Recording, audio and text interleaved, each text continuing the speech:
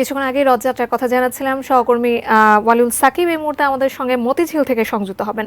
সাকিব, আমাকে শুনতে পাচ্ছেন নিশ্চয়ই? কি অবস্থা আপনার কাছ থেকে জানতে চাই, এবং সনাতন ধর্মাবলম্বীরা নিশ্চয়ই ব্যাপক উৎসাহ উদ্দীপনার সাথেই রথযাত্রা শুরু করেছেন। ধর্মাবলম্বীদের অন্যতম একটি ধর্মীয় উৎসব রথযাত্রায়, এবং আপনারা দেখতেই পাচ্ছেন যে রথযাত্রা চলছে। আসলে যে সনাতন ধর্মাবলম্বীদের যে বিশ্বাস, জগন্নাথ দেব হলেন জগতের অধীশ্বর, তার নিগ্রহ পেলেই, তার যে পেলেই কিন্তু, তার দয়া দাক্ষিণ্য পেলেই কিন্তু মানুষ মুক্তি লাভ হবে, এই বিশ্বাস থেকে তারা এই রথযাত্রাটি করে থাকেন। এবং আমি একটু দেখানোর চেষ্টা করছি যে এই যে অন্যতম ধর্মীয় উৎসব তাদের, সেজন্য কিন্তু দীর্ঘ 9 দিনের কিন্তু তাদের উৎসব আয়োজন চলে, যেটি শুরু কিন্তু আজকে সকাল থেকে হয়েছে।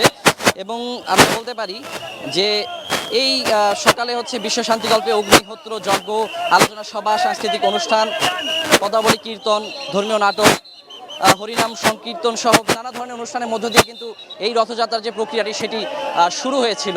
তো পরবর্তীতে বিকাল 3টার কিছু পরে কিন্তু এই মূল রথযাত্রাটি শুরু হয়, এবং এই রথযাত্রাটি স্বামীবাগ রয়েছে তাদের যে স্বামীবাগ আশ্রম, সেখান থেকে কিন্তু রথযাত্রাটি শুরু হয়ে হাতখোলা হয়ে, ওয়ারি হয়ে এই মুহূর্তে মতিঝিলে অবস্থান করছে।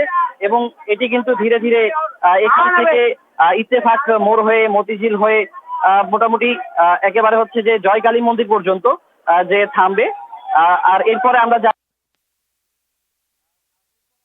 যে এর 9 দিন পরে প্রায় 15 জুলাই, আগামী 15 জুলাই কিন্তু যে উল্টো রথযাত্রা সেটি কিন্তু শুরু হবে। তো এর মধ্যে দিয়েই কিন্তু যে তাদের ধর্মীয় ভাবগাম্ভীর্য এবং আনন্দ উৎসব, নানা ধরনের আয়োজন, এর মধ্যে দিয়েই কিন্তু এই রথযাত্রাটি আসলে চলছে। এবং আমরা দেখছি যে শুরু থেকেই মানুষের মধ্যে উৎসাহ উদ্দীপনার একেবারেই কমতি নেই। তো এই মুহূর্তে বলা যায় যে রথযাত্রার যে সার্বিক আয়োজন এবং যে ধর্মীয় ভাবগাম্ভীর্য এবং আনন্দ উৎসব সব কিন্তু চলছে, এবং বিশাল একটি শোভাযাত্রার বহর যে রথযাত্রার, সেটি কিন্তু আসলে এগিয়ে যাচ্ছে এই মতিঝিল এলাকা হয়ে।